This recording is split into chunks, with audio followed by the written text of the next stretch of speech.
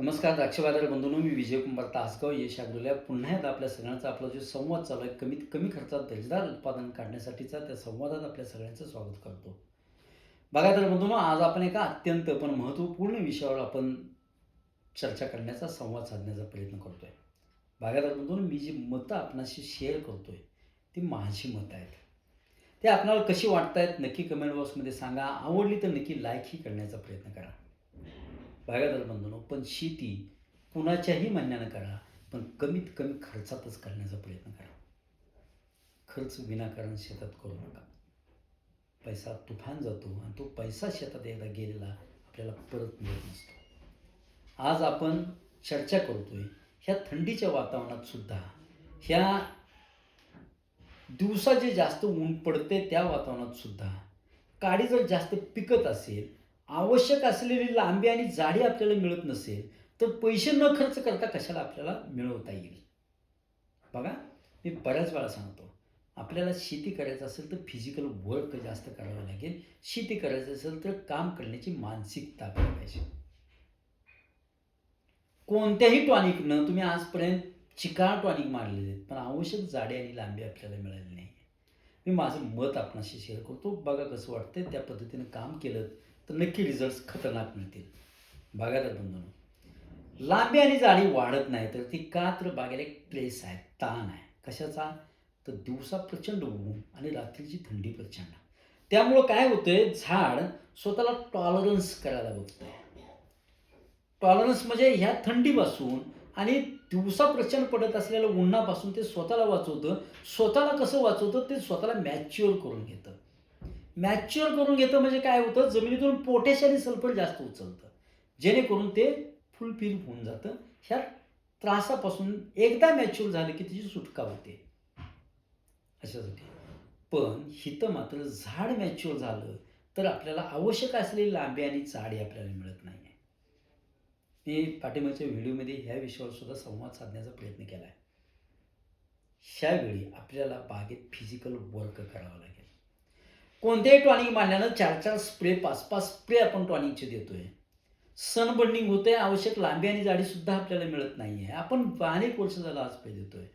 पण हे प्रॅक्टिस करून बघा.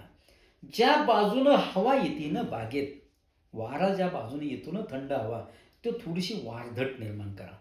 असेल हत्तीघास उंच, चांगली गोष्ट आहे. नसेल तर त्या बाजूनं शेडनेट लावण्याचा प्रयत्न करा.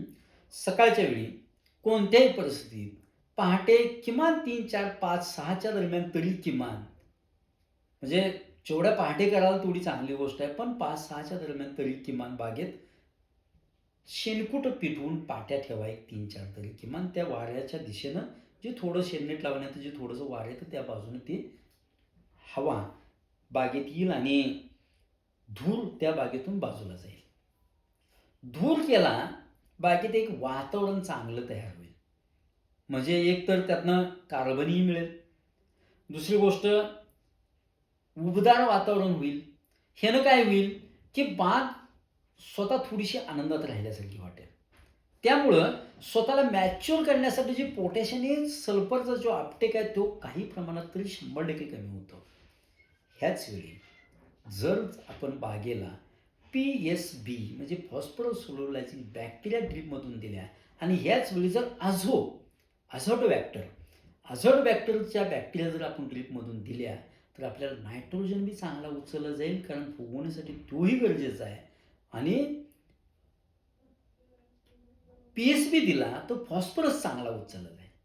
त्याचवेळी जर रासायनिक खताची मात्रा द्यायची असेल तर ज्याच्यात नायट्रोजन आणि फॉस्फरस एकत्र आहे, 52-34 नव्हे, 12-61 असेल किंवा 24-24-0 असेल, जेणेकरून 18-46 असेल, म्हणजे DAP असेल, अशा प्रकारच्या खताचे 1-2 डोस आपण 65 ते 85 दिवसांच्या दरम्यान जर आपण दिले, अगदी छोटे डोस दिलेत, तरीसुद्धा तुफान इफेक्ट आपल्याला बागायतदार बंधूंनो मिळालेला दिसेल. आणि याचा खर्च खूप कमी आहे.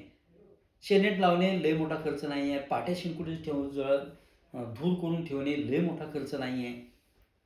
DAP थोडं, नाहीतर खताच्या मात्रा आपण देतोय त्या थोड्याफार मात्रा दिल्या. PSB थोडा ड्रीपमधून दिला. त्याचवेळी जर आपण पांदेट परिश्रम करून घेतला आणि त्याच्या न्यूट्रिशन बॅलन्स जर आपण चांगला, तर अतिसुंदर काम होऊन जाईल. त्यानेही बागेला अत्यंत चांगला फरक पडेल. पण विनाकारण 10-12 हजाराच्या टॉनिकच्या फवारण्या कृपा करून करू नका. त्याचा काही उपयोग नाही आहे. कारण बागेला ट्रेस जे येतो, ट्रेसमधून वाचण्यासाठी बागा आपला पोटॅश आणि सल्फर उचलतात आणि त्यावेळी काड्या पिकतात, पांढऱ्या लवकर पडतात, मण्याची लांबी आणि जाडी नक्की थांबते. हा थोडासा फरक लक्षात घ्या. त्या भेतानं जर आपण बागेत फिजिकल वर्क करण्याचा याला खर्च अजिबात नाही आहे. खूप कमी ₹1000 सुद्धा हे काम होऊन जाईल. बागायतदार बंधूंनो, विनंती आहे. खरोखर शेतात कितीही पैसा येणार आहे हे माहीत असलं तरीसुद्धा कमीत कमी खर्चातच शेती करण्याचा प्रयत्न करा. कारण शेवटच्या दिवशीसुद्धा आपल्या शेतकऱ्यांचं नुकसान येण्याची शक्यता दाट असू शकते. देवाच्या कृपेने होऊ नये. पण शेतात इतकाच पैसा खर्च करावा, माझं मत आहे.